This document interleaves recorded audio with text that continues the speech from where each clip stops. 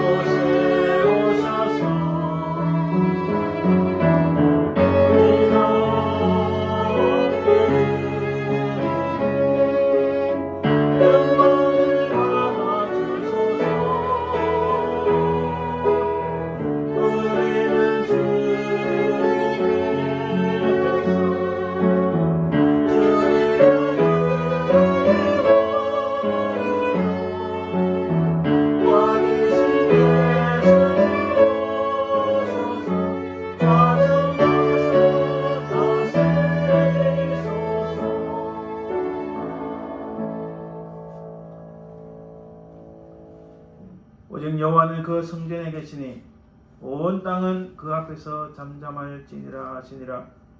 하나님은 영이시니 예배하는 자가 영과 진리로 예배할지니라. 아멘.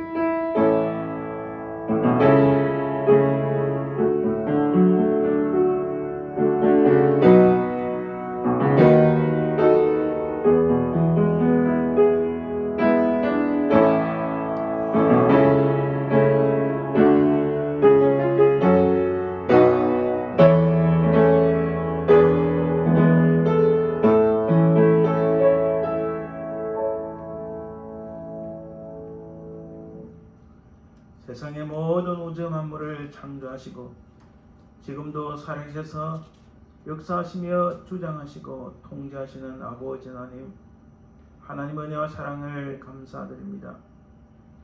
우리의 모든 억만죄에서 우리를 구원하시고 살리시고 하나님의 백성을 삼으시기 위하여 사랑하는 독생자 예수 그리스도의 십자가의 구속의 은총으로 말미암아 이 놀라운 영광을 얻게 됨을 참으로 감사드립니다.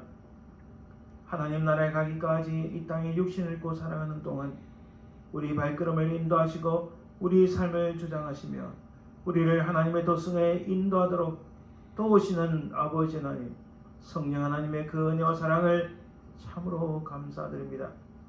이 시간 우리가 온몸과 마음과 뜻과 정성을 합하여 살아계신 성삼위 하나님만을 찬송하며 경배합니다. 이 예배를 연락하여 주시고 하나님의 영광만이 드러나게 하옵소서. 감사드리며 걸어가신 우리 주 예수 그리스도 이름으로 기원드리나이다. 아멘. 오늘 성시교독은 찬송가 뒤에 있는 교독문 62번 시편 143편입니다. 시편 143편 교독문 62번입니다. 여호와여 내 기도를 들으시며 내 간구에 귀를 기울이시고 주의 진실과 의로 내게 응답하소서. 주의 종에게 심판을 행하지 마소서. 주의 눈앞에는 의로운 인생이 하나도 없나이다. 원수가 내 영혼을 핍박하며 내 생명을 땅에 엎어서 나로 죽은 지 오랜 자같이 나를 암흑 속에 두었나이다. 그러므로 내 심령이 속에서 상하며 내 마음이 내 속에서 참담하니이다.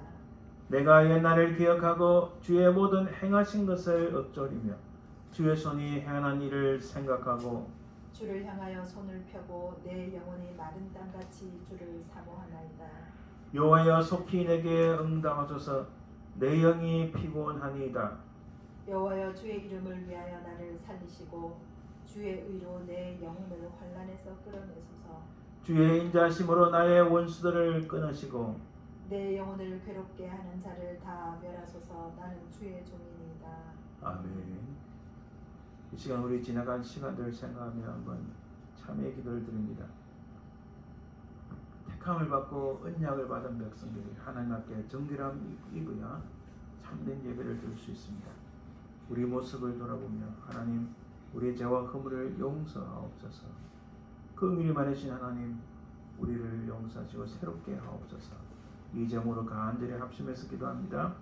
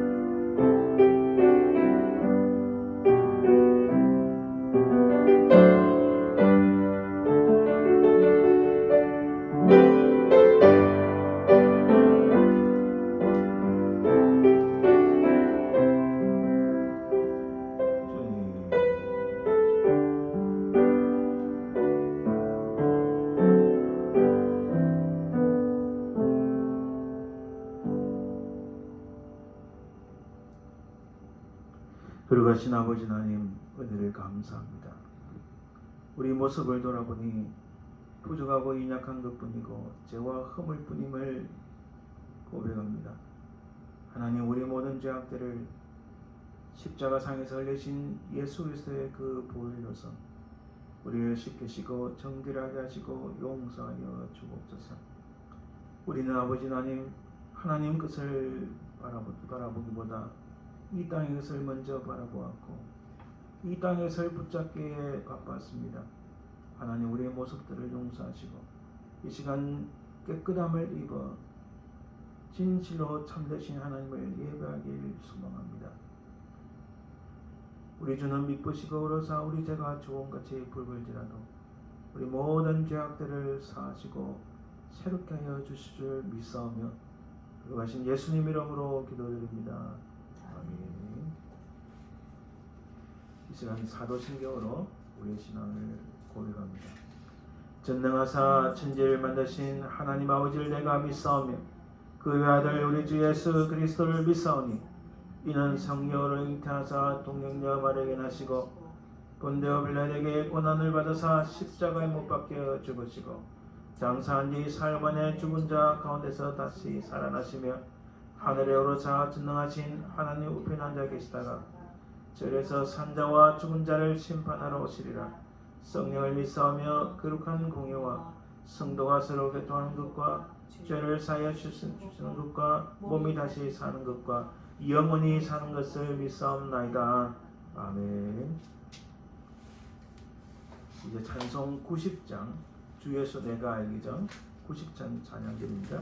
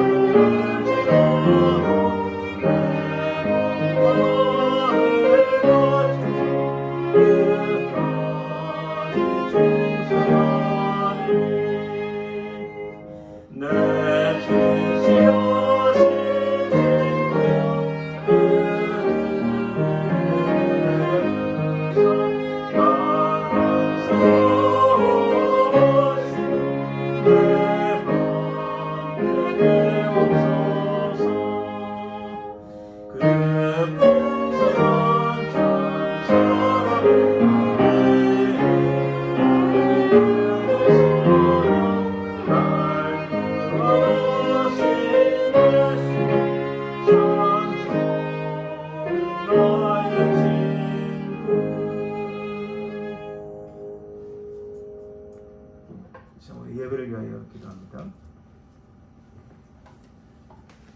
우리 살아계신 아버지 하나님 은혜를 감사합니다. 이 땅에 사는 동안 우리 모든 일것을 투적을 지키시고 보호하시는 아버지 하나님, 그 은혜와 사랑을 더욱 감사드립니다. 하나님, 세상이 흔들리고 믿음이 이 땅에 떨어집니다. 세상에 많은 사람들이 신음하며 고통 중에 있나이다. 하나님, 이들을 돌아봐 주시고 그들에게 은혜를 베푸시며 긍휼을 베풀어 주옵소서. 그들을 불쌍히 여기사 하나님 능력을 베풀어 주옵소서. 그들을 치유하시고 새롭게 하시고 아버지, 난 육신의 고통 인하여 어려움을 당한 자들에게 위로를 주시고 그들을 치유하여 주옵소서. 아버지 하나님, 특별히 이 땅을 기억하시고 이 땅이 하나님을 향한 믿음으로 세워진 땅인데 다시 그 믿음을 회복하길 원합니다. 이 땅에 아버지 하나님 모든 교회들이 새로이 부흥하는 큰 은혜를 베풀어 주옵소서. 또한 아버지 하나님, 우리 사랑하는 한국 땅을 기억하시고 그 땅의 모든 악한 자들을 멸하시고 그들이 만들어 놓은 그 스스로의 무덤에 빠지게 하시고 아버지 하나님, 그들을 멸하여 주시고 핍박받는 교회들이 다시 일어날 수 있도록 주님 도와주시옵소서. 아버지 하나님, 하나님의 정의가 나타나게 하시고 하나님의 공의로 말미암아 우리 한국 땅이 다시 하나님 앞에 귀하게 쓰임받는 큰 은혜를 베풀어 주옵소서. 사랑해 주님 감사합니다. 이 시간 온전히 살아계신 하나님만을 찬양하며 예배하길 원합니다. 하나님, 우리에게 주의 영광을 보여주시고 부족한 저희들을 붙잡으사 하나님 주님을 만나는 귀하고 복된 시간 되게 하옵소서. 우리의 속에 주의 성령께서 충만하사 말씀을 통하여 찬양을 통하여 기도를 통하여 하나님의 크신 은혜를 받게 하옵소서. 이 예배를 연락하여 주실 줄 믿사오며 그리하신 예수님의 이름으로 기도드립니다. 아멘.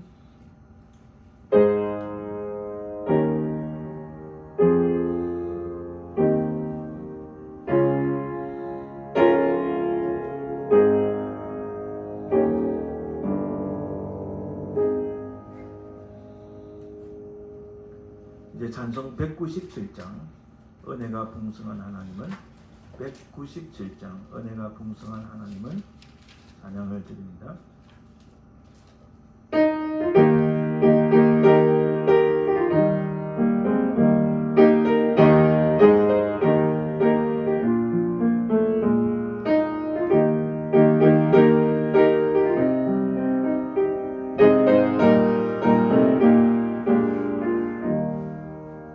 은혜가 풍성한 하나님은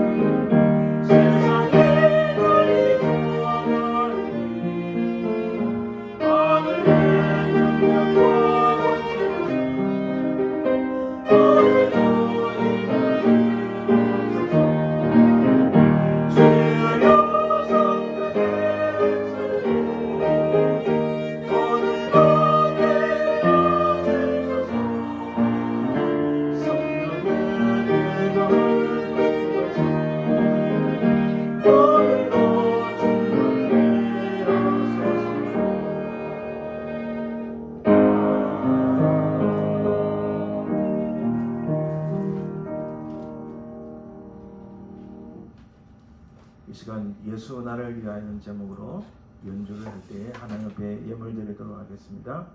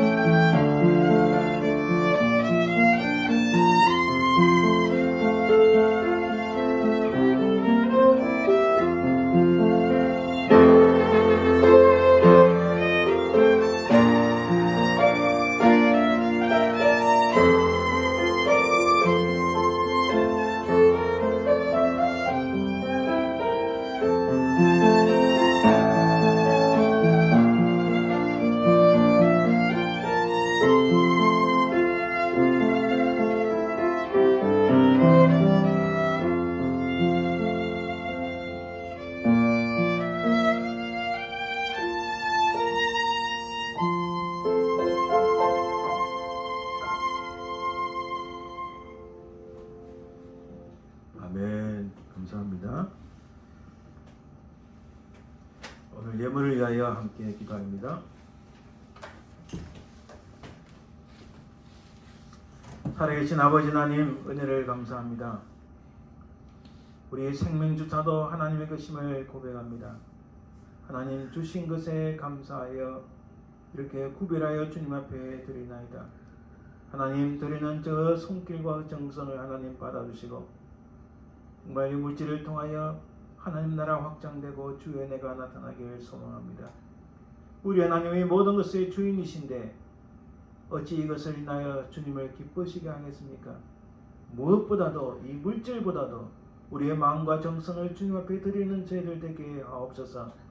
아버지 하나님, 드리는 그 모든 손길 위에 복의 복을 더하시고 이 땅에 살아가는 동안 강건한 육신의 복과 아버지 하나님 물질의 복을 허락하셔서 정말 주를 위하여 연약한 자를 위하여 하나님 나라 확장을 위하여 귀하게 쓰임받고 아낌없이 주께 드리는 죄를 될 수 있도록 은혜를 베풀어 주옵소서. 우리 모든 삶의 현장 위에 주의 은혜가 넘치게 하실 줄 믿사오며 거룩하신 예수님 이름으로 기도합니다. 아멘. 오늘 하나님의 말씀은 스가랴 1장 1절에서 4절, 2장 1절에서 5절 말씀입니다.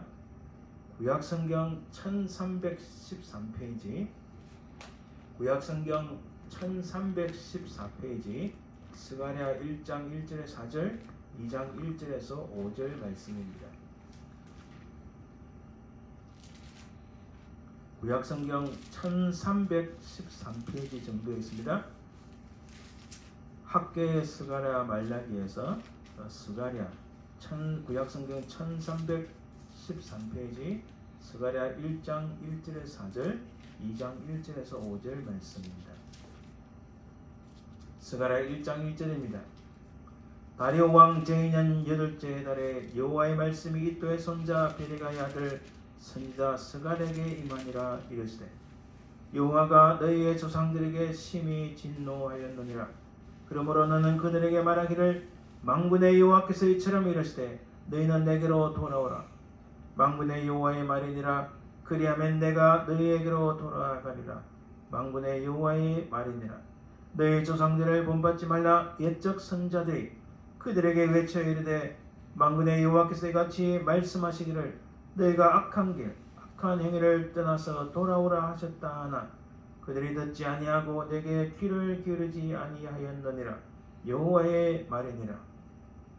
스가랴 2장 1절에서 5절 말씀입니다. 2장 1절 내가 또 눈을 들어본 적 한 사람이 청량줄을 그의 손에 잡았기로 네가 어디로 가느냐 물은즉 그가 내게 대답하되 예루살렘을 청량하여 그 너비와 길이를 보고자 하노라 하고 말할 때에 내게 말하는 천사가 나가고 다른 천사가 나와서 그를 맞으며 이르되 너는 달려가서 그 소년에게 말하여 이르기를 예루살렘은 그 가운데 사람과 가축이 많으므로 성곽 없는 성읍이 될 것이라 하라.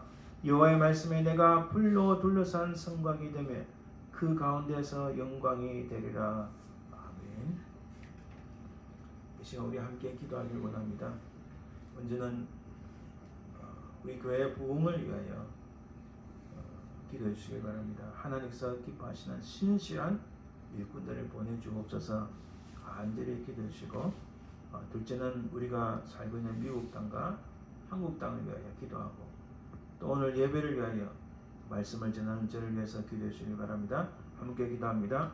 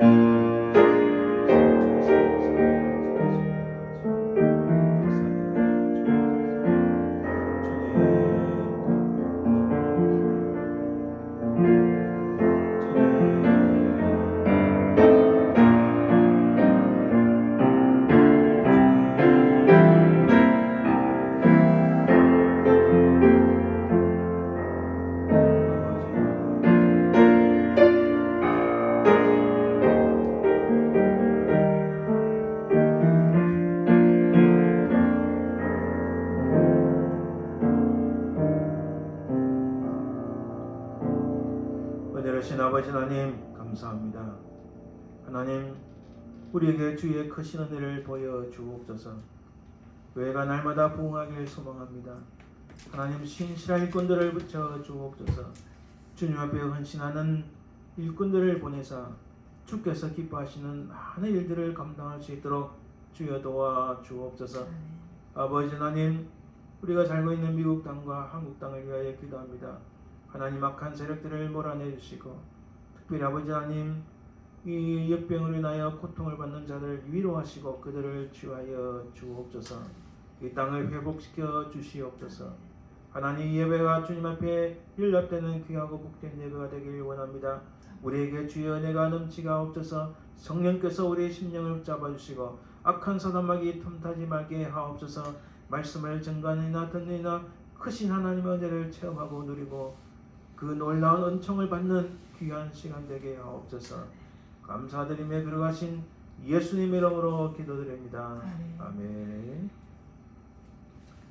할렐루야.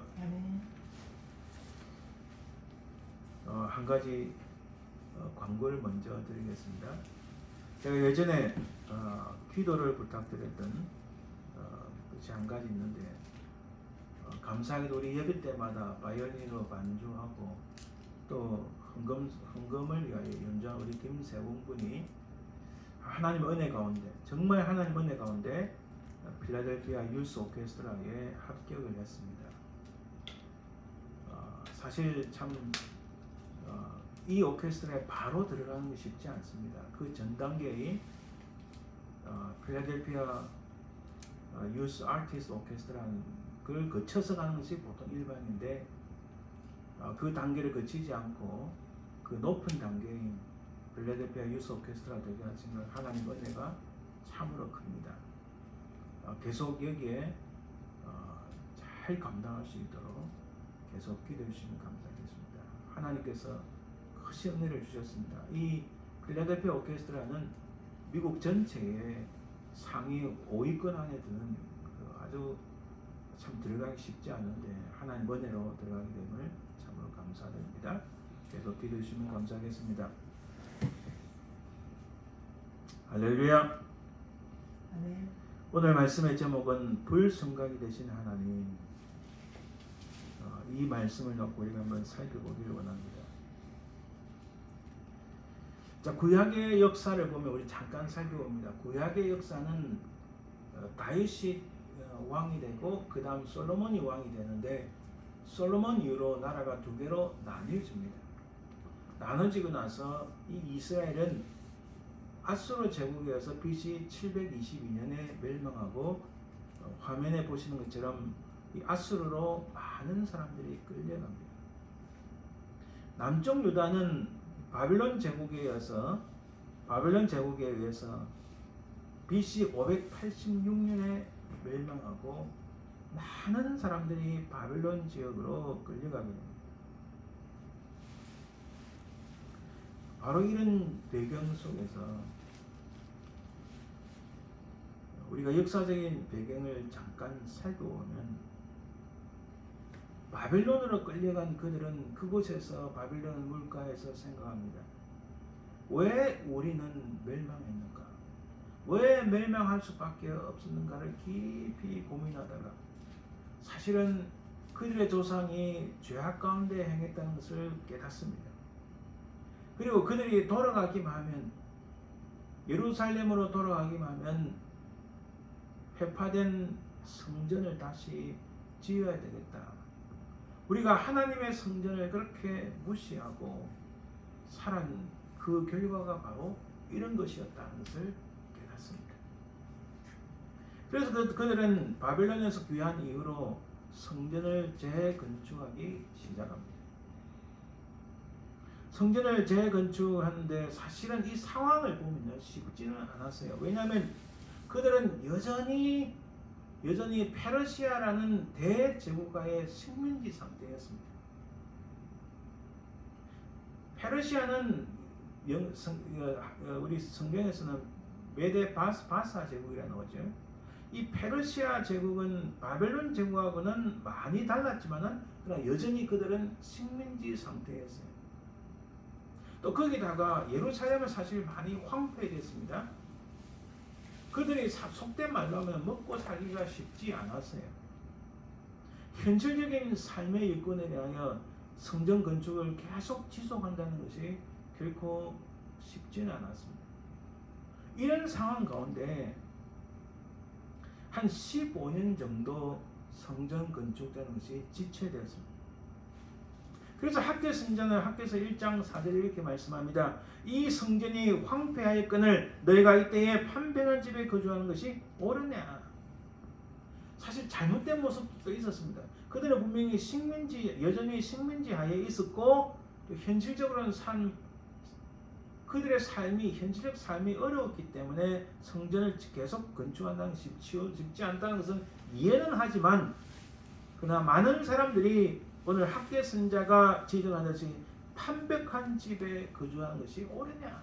이 판벽한 집이라는 말은 영어 성경은 패널이라는 단어를 썼어요. 패널이라는 말은 아주 집을 고급스럽게 꾸몄다는 말입니다.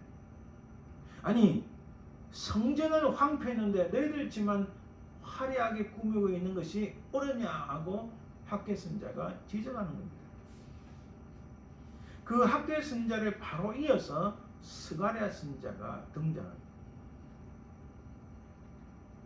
우리가 글이 조금 작아서 보이는지 모르겠지만 이 구약 선자들이 활동한 시기를 보면요, 제일 오른쪽에 그 빨간 쪽 밑에 보면은 바벨론 포로 이후에 3명의 선자가 있습니다.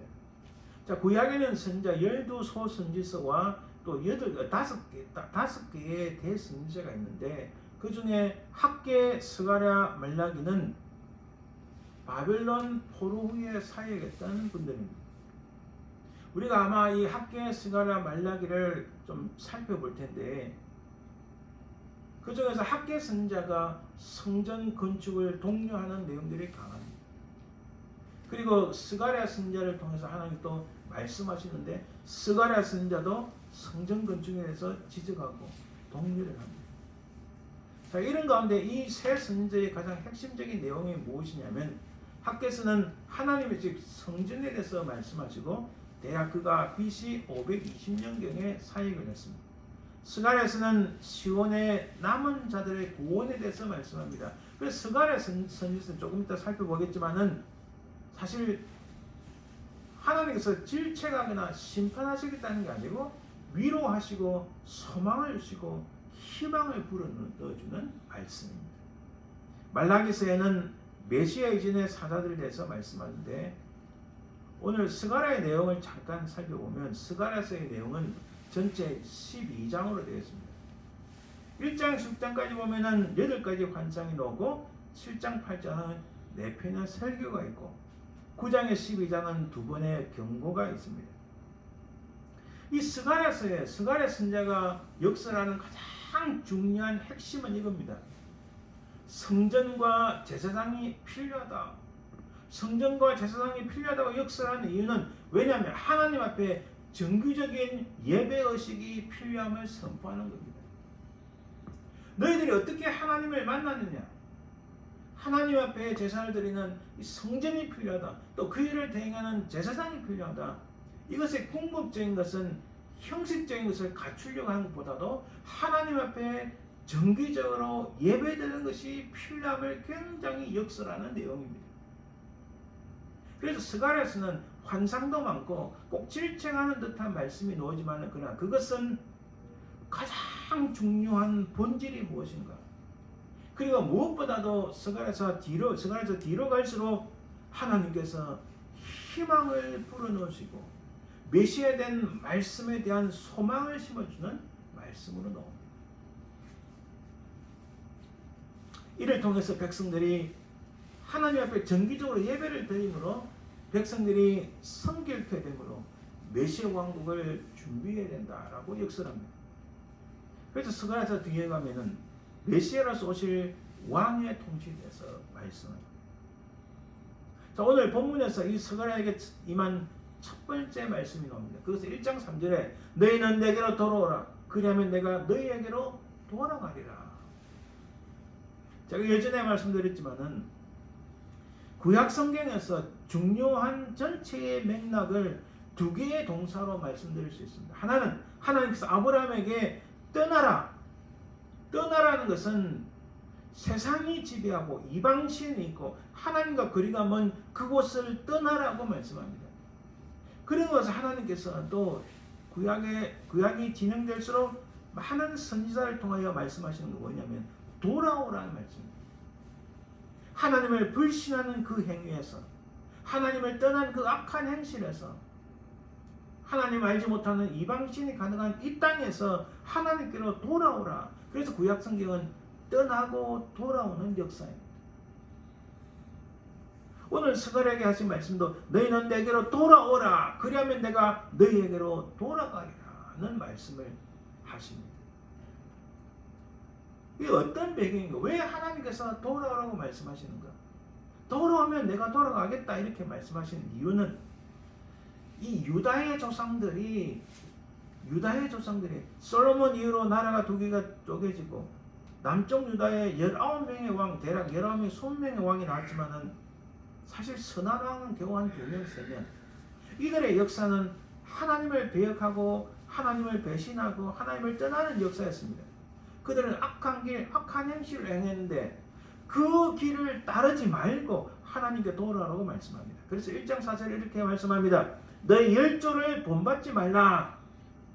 너희들 조상들을 본받지 말라. 너희 조상들은 무슨 삶을 살았나? 하나님을 비틀어 하나님을 배신하고 하나님을 떠나고 이방신을 섬기고 하나님을 신뢰하지 못했던 그 길로부터 돌아오라. 그 모습을 본받지 말라라고 말씀합니다. 그들이 듣지 않고 내게 귀를 기울이지 아니하였느니라. 나 여호와의 말이니라. 이것이 스가랴에게 임한 첫 번째 말씀입니다.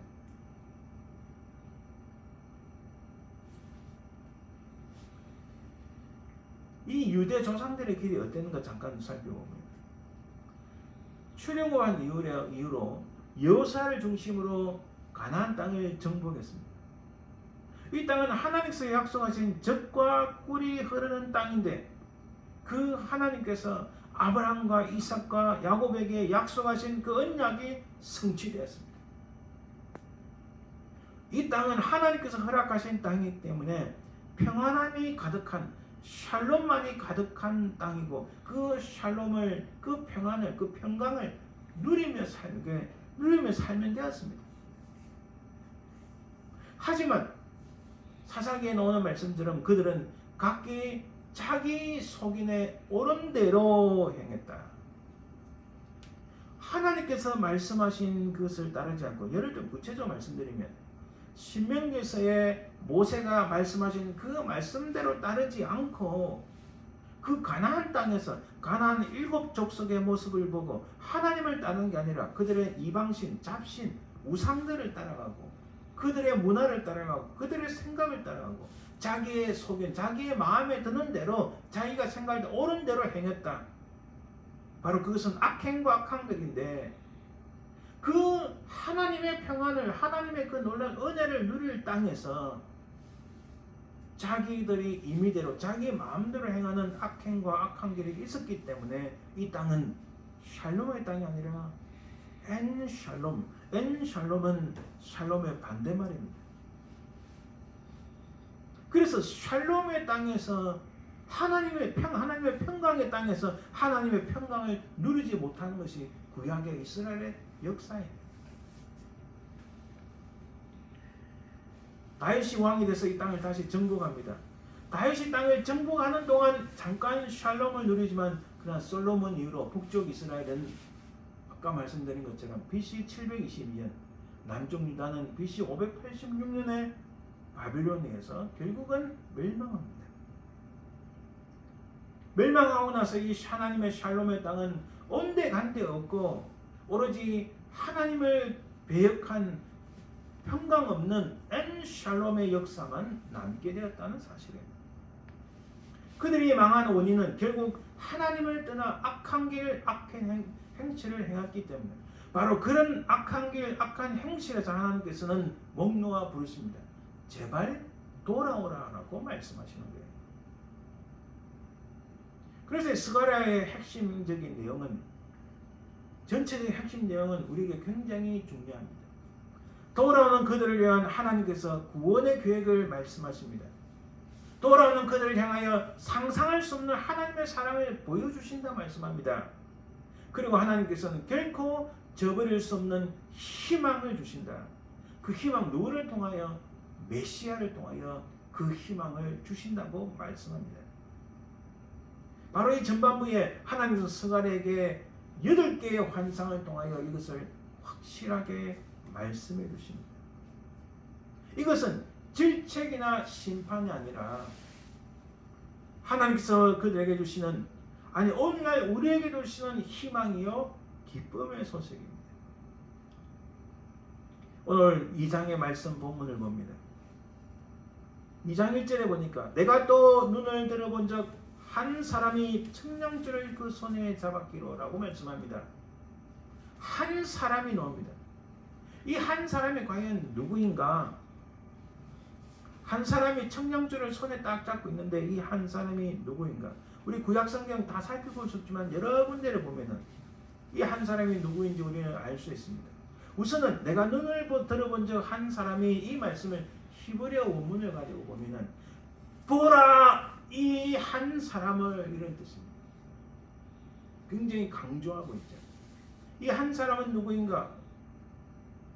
스가랴서 1장 8절을 보면 붉은 말을 타고 골짜기 속 화석류 나무 사이에 섰고 다니엘의 세 친구들이 7배나 되는 풀물부 속에 들어갔는데 그들이 타지도 않고 죽지도 않는 그런 놀라운 은혜가 있었습니다. 근데 그 보니까 네 사람이 있는 거예요. 그들을 구원하시는 한 사람. 에스겔이 본 환상 중에서 손에 3줄과 청량하는 장대를 잡은 한 사람을 봅니다. 그 모양이 녹과 같이 빛난 사람이라고 말씀합니다. 바로 그 한 사람. 그는 바로 황폐되어버린 예루살렘을 재건하신 하나님의 아들 그리스도를 드러냅니다.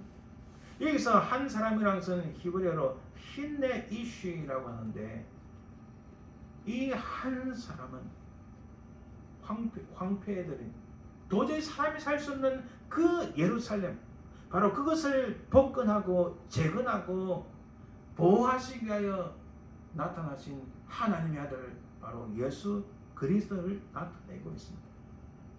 이 한 사람으로 나타남은 강하고 능력 있는 유일한 존재임을 계시하고 있습니다. 또 2장 1절에 이렇게 말씀합니다. 내가 또 눈을 들어본 적 한 사람이 청량줄을 그 손에 잡았기로. 이 한 사람이 하나님 아들 그리스도인데 그가 청량줄을 잡았다 합니다. 이 청량줄이라는 것은 길이를 재는 겁니다. 우리가 비유적으로 쓸 수 있는데, 이 사람의 죄가 얼마만큼 긴가, 이 사람의 죄가 얼마만큼 무거운가, 그것을 측정하는 겁니다. 그것은 하나님 아들 그리스도의 주권적 관할과 통치를 의미합니다. 그는 온 세계와 그 안에 가운데 있는 모든 것의 주인이십니다. 그리고 2장 2절 이렇게 말씀합니다. 내가 어디로 가느냐 물은즉 내게 대답하되 예루살렘을 청량하여 그 너비와 길이를 보고자 하노라. 자, 한 사람이 청량줄을 딱 잡고 있는데 어디로 가십니까? 라고 물어보니까 예루살렘을 청량하러 간다. 여러분, 예루살렘을 청량한다는, 우리가 그러잖아요. 어디 공사를 하는데 제일 먼저 하는 것이 무엇입니까?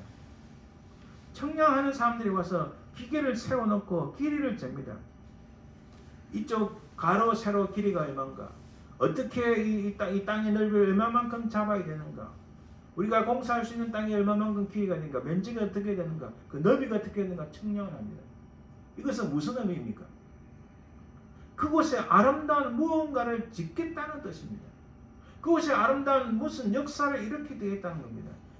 지금도 우리가 공사할 때 청량사들이 와서 딱 그 길이를 제거하는 것은 그곳에 공사를 하기 전에, 뭔가를 설립하기 전에, 뭔가 컨스트럭션, 뭔가 이 건물을 세우기 전에 측정한다는 겁니다. 청량줄을 한 사람이 예루살렘을 측정한다는 것은, 청량한다는 것은 그 예루살렘을 복구하고 재건시킨다는 의미입니다. 역사적으로 예루살렘 성전과 성의 재건을 알려준다는 뜻입니다. 이것은 이스라엘에게 위로와 소망이 됩니다. 계시록 21장 15절 이렇게 말씀합니다. 내게 말하는 자가 그 성과 그 문들과 성곽을 청량하고 금갈대를 가졌더라. 이것은 하나님의 아들 그리스도께서 새 예루살렘에 대한 말씀을 하시는데, 바로 새 예루살렘을 측정하는 그 모습, 그와 마찬가지로 청량줄을 잡은 한 사람, 하나님 아들 그리스도께서 예루살렘을 청량한다는 것은 그 예루살렘을 다시 일으키시겠다, 재건하시겠다는 말씀입니다. 바로 이것은 예루살렘의 재건과 복구를 알려주는 소망의 환상 계시임을 우리는 알 수 있습니다. 그런데 2장 4절에 보니까 너는 달려가서 그 소년에게 말하여 이르기를 예루살렘은 그 가운데 사람과 가축이 많으므로 성곽 없는 성읍이 될 것이라 하라. 아니, 여기 가만히 보면요, 조금 뭔가 말이 잘 맞지 않는 게 있습니다. 분명히 예루살렘은 그 가운데 사람과 가축이 많으므로, 사람과 가축이 많은데 성곽, 성벽이 없다고 말합니다. 여러분, 가만히 생각을 해보세요. 예루살렘은 바벨론에 의해서 완전히 황폐되었습니다. 사람이 살기도 힘들었어요. 사람이 몇 사람 살지도 못했어요. 그런데 그곳에 가축도 많고 사람이 많아질 것이라는 것은 이 예루살렘 성이 다시 회복되고 재건된다는 말입니다. 고대 도시에서 도시가 융성해지고 흥왕해지고 복구되고 재건해지려면 반드시 성곽, 성벽이 필요합니다. 그 성을 보호하는 이렇게 벽이 필요하잖아요. 그런데 오늘 본문에 보니까 성곽 없는 성벽이 된다 말씀합니다. 아니 성벽이 없으면은 그냥 들판인데 많은 적들이 쳐들어오면 어떻게 방어를 할 수가 없습니다. 지금과 달리 그 당시에는 덜짐승들이 많은데 덜짐승들에게 다 노출되고 맙니다. 많은 사람과 육축이 있다는 것은 예루살렘이 번영한다는 뜻인데 어떻게 성곽 없는 성읍 그렇게 된다는 말씀입니다. 사실 언뜻 잘 이해가 되지 않습니다. 무엇보다도 많은 사람과 가축이 그리고 흥왕된 도시가 되려면 성벽이 우선적으로 먼저 필요한데 그 성벽이 없다니. 왜 이 성벽이 중요한가? 여러분 우리가 그런 말 들어보셨죠? 프롤레타리아가 부르주아. 이 프롤레타리아라는 말과 부르주아라는 말은 반대되는 말인데 프롤레타리아의 원래 뜻은 성 밖에 거주하는 사람이다 이런 뜻입니다. 부르주아는 성 안에 거주하는 사람. 고대 중세에 나온 단어인데 이 말의 의미를 아시겠죠? 성 밖에 거주하면 그만큼 가난하고 못 살고 거지어갖고 항상 위험에 노출되어 있는 사람들. 성 안에 돼 있으면 보호를 받고 또 무엇이든지 편안하게 살 수 있고 그리고 위험으로부터 노출되지 않고 보호받을 수 있는 사람들을 의미합니다. 그만큼 이 중세 시대 때까지 지금은 별 필요 없지만 성벽이라는 것은 사람들의 생명과 삶과 직결되는 굉장히 중요한 것이었습니다. 성벽은 자신들의 생명과 재산과 이 번영과 직결되는 것인데 하나 생각해 봅시다. 창세기 보면 가인이 쫓겨나서 자신의 아들의 이름을 딴 에녹성을 짓습니다. 왜 그가 성을 지었는가요? 하나님 말씀하신 것을 불신하고 스스로 성을 쌓았는데 이것은 스스로 자기의 생명과 재산을 지키겠다는 의미입니다.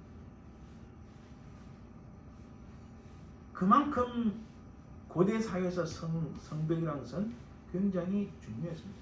만일에 예루살렘이 부흥을 하고 흥왕해지고 사람도 많아지고 가축도 많아졌는데 거기에 성벽이 생겼다. 성벽도 쌓았고 만약 이 성벽만을 의지했다면 어떻게 됐을까요?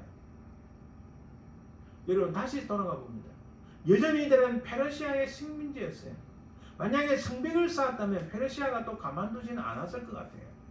주변의 사람들이 가만히 있지 않았을까요? 아마 페르시아 정부에 고자질을 했을지도 모릅니다. 성벽을 쌓는다는 것은 독립을 하겠다는 것이고 페르시아로부터 저항하겠다, 페르시아와 다투겠다는 의미였어요. 굉장히 아이러니합니다. 하지만 성벽 없이 살아가는 절망 속에서 예루살렘을 측정하시는 이 하나님의 아들 그리스도의 모습은 희망과 회복, 하나님의 은혜와 사랑이 있습니다. 비록 그곳에 성벽이 없지만은 청량줄을 잡은 한 사람 하나님 아들 그리스도께서 예루살렘을 청량하셔서 그곳에 많은 사람과 많은 가축들이 있을 것이다 라고 말씀합니다. 그럼 그들을 누가 어떻게 보호하는가요? 그들을 어떻게 하나님께서 보호하시겠다는 말씀입니까? 모든 악한 사람으로부터, 제국으로부터, 덜림성으로부터 위험과 어려움과 그런 생명을 지켜야 될 힘든 상황에 노출되었는데 어떻게 그들을 보호하시겠다는 겁니까? 바로 그들을 향해서 하나님께서 말씀하십니다. 내가 너희들을 지키는 불성곽이 되겠다라고 말씀합니다. 2장 5절에 말씀합니다. 여호와의 말씀에 내가 불로 둘러싼 성곽이 되며 할렐루야. 여러분 내가 그 불로 둘러싼 불성곽이 되며 이 말씀은 너희들이 아무리 성벽을 쌓아도 그것은 곧 무너지게 될 터이다. 혹은 모르지만 페르시아 제국에서 혹은 주변 다른 나라들에서 무너질 것이지만 하나님께서 스스로 그들의 성벽이 되어서, 그것도 그냥 성벽이 아니라 불로 된 성곽, 하나님의 불의 성곽이 되어 주신다면 누가 그들을 침범하겠습니까? 이보다 더 안전한 요새가 어디에 있나요? 그래서 하나님께서는 요새를 보다도 요새 안에서 아주 철옹성 같은 그 요새 안에서 안전한 것을 바라지 말고 들판에 사는 것을 두려워하지 말라라고 말씀합니다. 하나님께서 불성곽이 되신다는 겁니다. 상상해 보세요. 출애굽한 이후에 그들이 광야를 걸어가는데 한두 사람도 아닙니다. 200만의 사람이 걸어가는데 성경 우리에 분명히 증가합니다. 요단강 동편 모압 땅에 이르기까지 그 사막에 어떤 덜짐승도 이들을 해하지 못했어요. 그런 사건 한 번도 일어나지 않았습니다. 뜨거운 태양을 가리기 위해 하나님께서 낮에는 구름 기둥으로, 밤에는 들판의 모든 짐승들을 보호하시기 위하여, 그리고 또 애굽의 군대로부터 보호하시기 위하여 하나님께서는 불기둥을 주셨어요. 이 하나님의 불기둥이 여전히 고통스럽고 힘든 현실 상황이지만 예루살렘은 돌아온 그들을 향하여 하나님께서 여전히 출애굽 때 하셨던 그 불기둥을 통하여 그들을 향하여 하나님께서 친히 불성강이 되어주시겠다고 말씀하시는 겁니다. 할렐루야. 이보다 더 안전한 요새가 어디 있습니까? 우리 이것을 보고 뭔가 가슴에 벅차오르는 것이 있습니다. 현재 살고 있는 우리는 어떻습니까? 얼어붙은 들판에 서 있는 우리들을 바라봅니다. 세상이 갈수록 힘들어져요. 특히 코로나 바이러스 이후로 어떻게 세상이 흘러갈 것인가, 계속 저도 많은 사람들이 글을 보고 듣기도 하지만 세상이 어떻게 흘러갈지 아무도 예상 못합니다. 갈수록 힘들어지는 것은 당연한 것 같아요.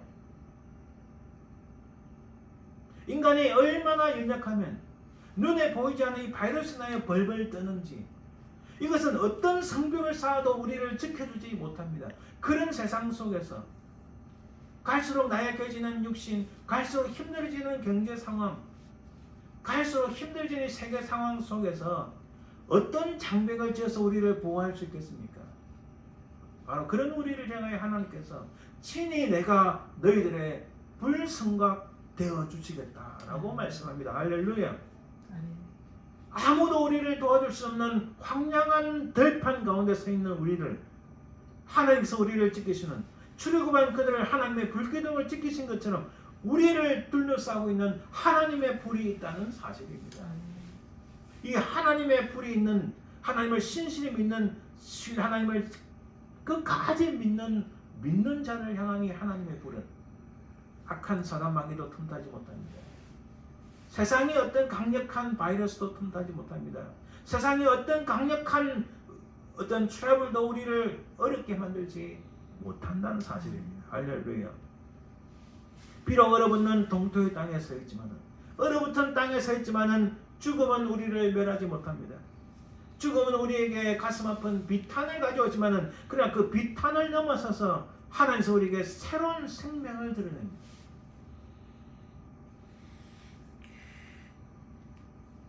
바로 하나님의 불이 우리의 성벽이 되시기 때문입니다.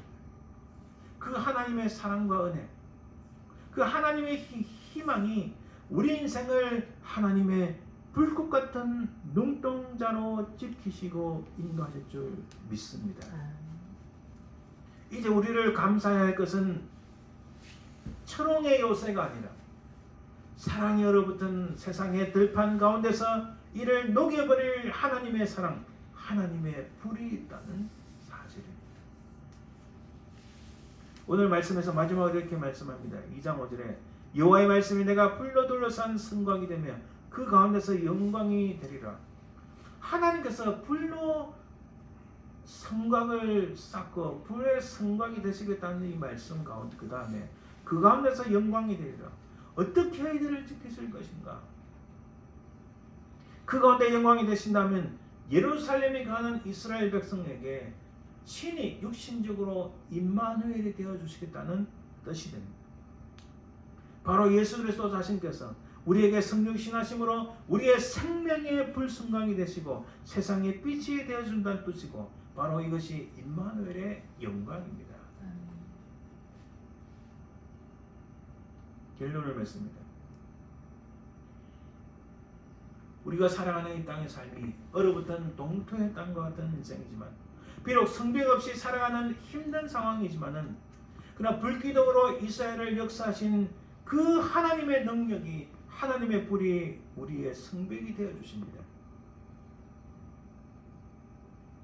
그 하나님의 불이 우리의 성벽이 되어 주신다는 것은 바로 그 청량증을 잡았던 한 사람, 그분이 신이 인간의 육신을 입고 이 땅에 오셨는데, 그분이 우리 삶의 불성각이 되어주시고, 우리는 죽음을 인하여 비탄 속에 빠지지만 그 비탄을 넘어서서 새로운 생명을 주시는 그 주님이 우리 가운데 임재하셔서 세상 그 어떤 것들로부터 우리의 생명을 더 이상 앗아가지 못하는 그 놀라운 하나님의 영광을 맛보게 하시는데, 바로 임마누엘의 영광입니다. 하나님이 우리와 함께 하신다는 그 영광입니다. 불순각이 되어주신다는 그 말씀은 오늘 이 세상 우리에게 하나님의 영광, 하나님의 얼굴에 나타나는 그리스도의 영광, 그것 하나님의 우리와 함께 하신다는 임마누엘의 영광이 우리 속에 임재하셔서 그 주님이 친히 황량하고 얼어붙은 땅 속에서 예수 그리스도의 그 사랑을 인하여 이 땅을 녹이고 우리의 새로운 생명을 주시고 우리 인생을 지키시고 보호하신다는 사실입니다. 그러므로 사랑하는 여러분, 이 땅은 하나님의 평강이 없는 이 땅에, 이 엔샬롬의 땅에서 수없이 많은 것들이 하나님을 밀어내려고 하는 이 땅에서, 하나님의 평강이 점점 사라지는 이 땅에서, 그런 아이러니하게도 임마누엘의 영광, 예수 그리스도를 믿는 자의 영광을 보는 우리는 진정한 하나님의 샬롬, 하나님의 평강을 누릴 수 있다는 사실입니다. 사랑하는 여러분, 세상은 갈수록 얼어붙고 많은 것에 노출된 그런 삶이지만, 그러나 친히 하나님께서 우리에게 불성각이 되어 주셨다는 이 놀라운 말씀을 붙잡고 믿음으로 끝까지 승리하시는 저와 여러분들 되시기를 주님의 이름으로 축원드립니다. 기도드립니다. 살아계신 아버지 하나님, 은혜를 감사합니다. 아버지 하나님, 오늘 말씀에 따라서 하나님께서 우리에게 불성각이 되어주시는 사실을 깨달았습니다. 이 놀라운 은혜를, 이 놀라운 능력을 붙잡고 살아가는 죄를 되게 하옵소서. 우리 가운데 임재하셔서 우리를 지키시는 예수 그리스도의 임마누엘의 영광을 끝까지 바라보며 믿으며 승리하는 저희들 되게 도와주시옵소서. 얼어붙은 땅에 서 있지만은 하나님의 불이 우리를 지키시고 인도하실 줄 믿고 감사드립니다. 주신 은혜에 감사드리며 거룩하신 예수님 이름으로 기도드립니다. 아멘. 찬송 382장 너 근심 걱정 말아라 찬양드립니다.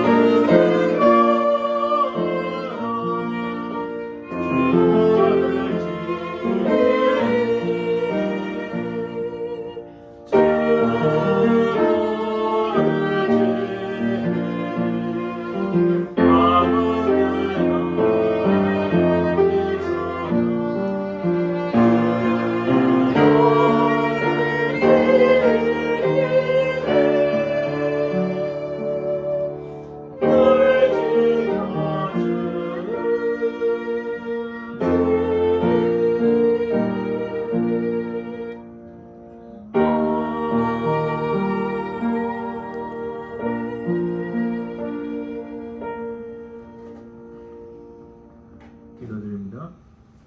지금은 살아계신 우리 주 예수 그리스도의 은혜와 아버지 하나님의 그 크신 사랑과 성령의 교통하심, 인도하심, 역사하심이 우리가 황량한 들판에 있으나 얼어붙은 땅 위에 서 있으나 하나님의 불이 우리의 성배에 드셔서 우리를 인도하시는 놀라운 그 영광을 보며 믿음으로 승리하길 소망하는 모든 주의 백성들을 위해 그 삶의 현장 위에 그 가족들을 위해 지금도 영원토록 항상 함께 있을지어다. 아멘.